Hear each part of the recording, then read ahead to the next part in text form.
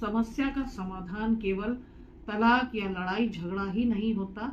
इसके लिए Hindu marriage act ने बहुत ही अच्छी व्यवस्था कर रखी है।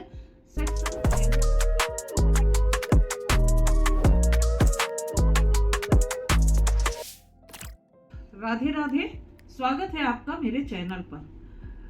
पति पत्नी में अक्सर जब लड़ाई झगड़े की शुरुआत होती है तो छोटे छोटे मन मुटाव होते हैं और उन मन मुटावों से फिर लड़ाई झगड़े शुरू हो जाते हैं तो फिर एक दूसरे को नीचा दिखाना और शारीरिक और मानसिक क्षति पहुंचाने तक बात पहुंच जाती है और फिर होते होते मामला थाने, पुलिस और कोर्ट केस तक पहुंच जाता है। देखिए, जब मनमुटाव शुरू होता है, छोटे मोटे झगड़े नोक झोंक तो हर पति पत्नी के बीच में होते रहते हैं। यहाँ तक कि हर तरीके के संबंध में अपनी माँ से, बहन से, भाभी से, अपने भाइयों से, इस तरीके की नोक झोंक होती रहती है अपने पिता से। लेकिन हम उन संबंधों से रिश्ता समाप्त तो नहीं कर लेते, हम उन सब चीज़ों में एडजस्ट करने की कोशिश करते हैं। हम इन छोटे छोटे झगड़ों से बैर तो नहीं ठान लेते एक दूसरे से। तो इसी तरीके से पति पत्नी के बीच जब कोई झगड़ा शुरू होता है या मनमुटाव शुरू होता है तो उन चीज़ों को इग्नोर करना चाहिए। जहाँ तक हो सके एक दूसरे से एडजस्ट करने की कोशिश करनी चाहिए। अच्छी भली मैरिड लाइफ चल रही होती है, एक दो घटनाएं इस तरीके की हो जाती हैं जिससे आपसी मनमुटाव शुरू हो जाता है। लेकिन इसका मतलब ये तो नहीं कि उस छोटी सी दरार को हम इतना बड़ा बना दें कि खाई का रूप ले ले और हमारे संबंधों की बलि चढ़ जाए। छोटी छोटी बातों में जहाँ झगड़े शुरू होते हैं फिर पत्नी जाकर तमाम तरीके के आपके ऊपर केसेस डाल दिया करती है, पति और पति के परिवार के ऊपर, जैसे कि डीवी है, घरेलू हिंसा, 498A, मेंटेनेंस, और भी जो भी उसके वकील साहब उसको समझा देते हैं, तमाम सारे एडवाइस देते हैं कि पति के ऊपर ज़्यादा से ज़्यादा प्रेशर बनाने के लिए कितने केस डाल दिए जाएं, वो सब आपके ऊपर पड़ जाते हैं। और उसका नतीजा क्या होता है कि पति और उसके परिवार वाले कोर्ट कचहरी का चक्कर लगाते लगाते बाकी की जिंदगी पार करते हैं और सबसे ज़्यादा दुर्गति होती है बच्चों की। तो हर समस्या का समाधान केवल तलाक या लड़ाई झगड़ा ही नहीं होता। इसके लिए हिंदू मैरिज एक्ट ने बहुत ही अच्छी व्यवस्था कर रखी है सेक्शन 10 के अंतर्गत। सेक्शन 10 का मतलब है जुडिशियल सेपरेशन। जुडिशियल सेपरेशन का मतलब है कि आप लीगली एक दूसरे से अलग रहेंगे लेकिन तलाक नहीं होगा। अगर आपके बीच में छोटे मोटे लड़ाई झगड़े पनप रहे हैं या बड़े होते जा रहे हैं तो ऐसे में आपको क्या करना है, अगर आप एक दूसरे के साथ नहीं रह सकते, ये गुंजाइश है कि एक दूसरे से अलग होकर थोड़े समय में आप अब एक दूसरे की अहमियत को समझ जाएं और फिर से एक साथ रहने के लिए तैयार हो जाएं, तो ऐसे में जुडिशियल सेपरेशन एक बहुत ही अच्छी व्यवस्था है हिंदू मैरिज एक्ट के सेक्शन 10 में। तो आपके लिए मैं ये वीडियो लेकर आई हूँ और ज़्यादा से ज़्यादा इसे शेयर कीजिएगा ताकि लोगों को इसकी जानकारी हो सके। ये सेक्शन पति और पत्नी दोनों को जुडिशियल सेपरेशन लेने के लिए अधिकार देता है।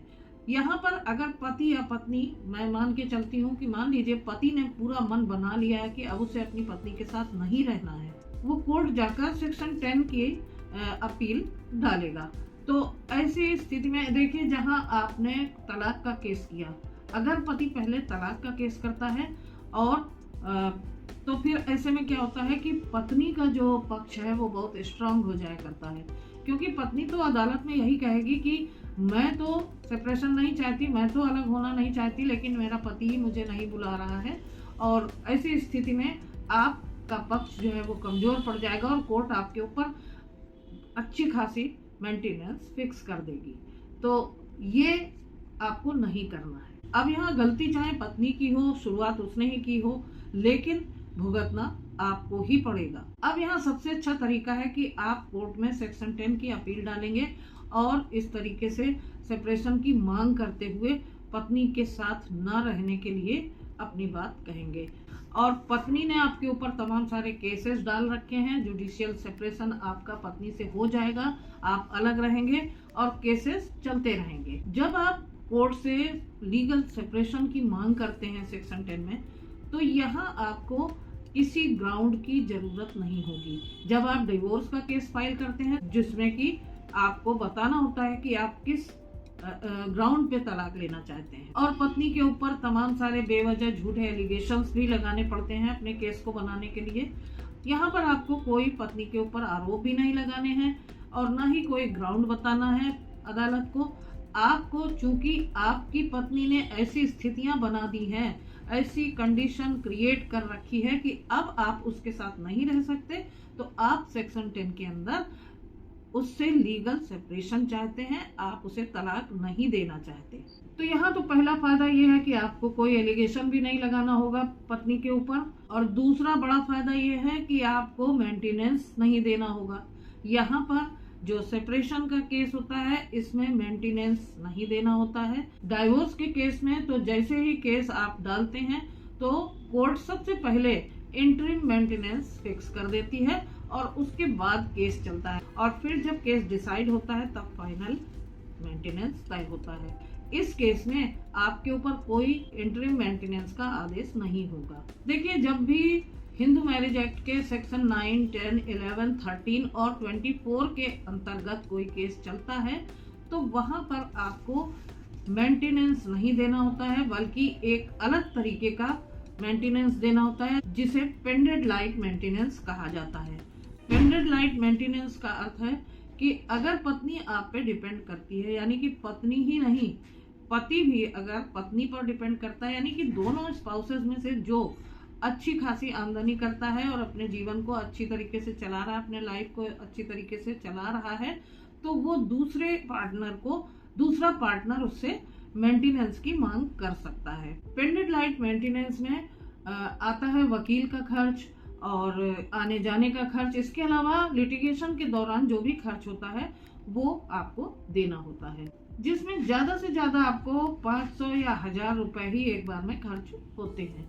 तो उस तरीके से नहीं है कि जैसे 125 CRPC या BNSS 144 के अंतर्गत जब मेंटेनेंस का केस चलता है तो क्या होता है कि एक मेंटेनेंस फिक्स कर दिया जाता है और उसके ना देने पर आपके ऊपर केस बन जाता है, आपके खिलाफ कार्रवाई हो जाती है, आपसे वसूली होती है। तो ऐसा कुछ भी नहीं है। इस पेंडेड लाइट मेंटेनेंस में केवल जिस केस में धारा 10 के जो केस चल रहा है सेपरेशन का, उसके अंतर्गत आने जाने का, वकील का और जो भी लिटिगेशन का खर्च आता है वही आपको देना होगा। मेरी समझ से सेपरेशन के केस के दौरान पूरा खर्च लगभग 5 से 6 हजार या फिर जगह के अनुसार, जैसे अलग अलग जगहों पर ज्यादा बड़े शहरों में बड़े ज्यादा फीस होती है वकीलों की, तो इस तरीके से 5, 7, 10 हजार के अंदर आपका पूरा खर्च हो सकता है। अब आप खुद ही डिसाइड कीजिए कि आपको लीगल सेपरेशन में रहना है या फिर तलाक का केस करना है। जुडिशियल सेपरेशन के दौरान एक ये बहुत ही बढ़िया प्लस पॉइंट ये भी है कि आपकी पत्नी ने आपके ऊपर तमाम सारे एलिगेशंस लगा के तमाम केस डाल रखे हैं, तो उन एलिगेशंस को प्रूव करने का भार उसी के ऊपर है। देखिए, बर्डन ऑफ प्रूफ जो होता है, जो एलिगेशन लगाता है उसी के ऊपर होता है। तो पत्नी केस लड़ती रहेगी, केस चलता रहेगा और पत्नी केस प्रूव करती रहेगी। लेकिन अगर आपके बच्चे हैं तो उनकी कस्टडी का यहाँ कोई पॉइंट नहीं है, कोई प्रश्न नहीं है। ये भी इसका एक बहुत अच्छा प्लस पॉइंट है कि बच्चे आपके पास उतनी ही रहेंगे जितना पत्नी के साथ, क्योंकि यहाँ पर बच्चों की कस्टडी का कोई प्रश्न ही नहीं है। आपका बच्चों के ऊपर पूरा राइट बना रहेगा और बच्चे सेफ रहेंगे। कुल मिला के मान लीजिए कि आप अलग तो रहेंगे लेकिन केवल अपनी पत्नी से। अब अगला जो प्लस पॉइंट है इस केस का तो वो ये है कि अगर आपने लीगल सेपरेशन के लिए डाल रखा है और पत्नी आपकी केस लंबा खींच रही है, तमाम सारे केस डाले हैं, तमाम समय लग रहा है उनमें, तो ऐसे में 18 महीने से लेकर अगर 2 साल तक का समय बीत जाता है और आपके बीच कोई भी ऐसा वैवाहिक संबंध नहीं हुआ है इन 2 सालों के दौरान, तो फिर आपके पास एक बहुत ही स्ट्रांग डिजर्शन का ग्राउंड तैयार हो जाता है। यानी कि इस आधार पर आप आसानी से तलाक भी ले सकते हैं। तो इस तरीके से सेपरेशन में रहने के दौरान आपका एक अच्छा ग्राउंड भी तैयार हो जाता है अगर इतना समय 18 महीने से लगाकर 2 साल का बीत जाता है। अब यहाँ पर आपको तलाक का ग्राउंड तो बहुत ही अच्छा इसलिए बन जाएगा और भी होगा मजबूत कि आपने तो सेक्शन 10 की मांग कर रखी थी, यानी कि आप सेपरेशन की मांग करते थे और तलाक नहीं देना चाहते थे, जबकि आपकी पत्नी ने आपके ऊपर इतने सारे केस कर रखे हैं, झूठे एलिगेशंस लगाए। आपने एक भी एलिगेशन अपनी पत्नी के ऊपर नहीं लगाया, केवल पत्नी के द्वारा बनाई गई खराब कंडीशंस के कारण ही आप अलग रहे। तो यहाँ पर देखिए बहुत ही आप फ्रीली रहे। आपकी पत्नी ने आपके ऊपर एलिगेशंस लगाए जिन्हें वो प्रूव कर रही है।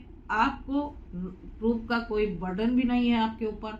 आप सेपरेट भी रहे, बच्चों की कस्टडी भी आपके साथ रही, आपको मेंटेनेंस देने की कोई टेंशन नहीं थी। आपने केस के दौरान पेंडेड लाइट मेंटेनेंस भी दिया, बच्चे भी साथ में रहे, सेफ रहे और साथ ही अगर केस लंबे खींचे तो आपके पास एक स्ट्रांग ग्राउंड भी तैयार हो गया तलाक के लिए।